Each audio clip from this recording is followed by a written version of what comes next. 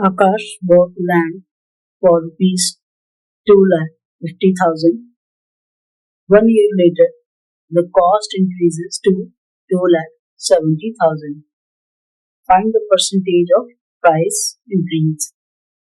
So solution will be, we have original price is 2,50,000. Change in price will be 2,70,000 minus 2,50,000. That is equal to 20,000 rupees. Now, percentage increase is equal to the amount of change in price over original price into 100.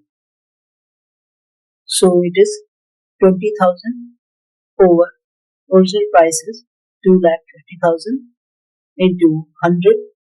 It becomes 8%. After calculating this, we get 8%.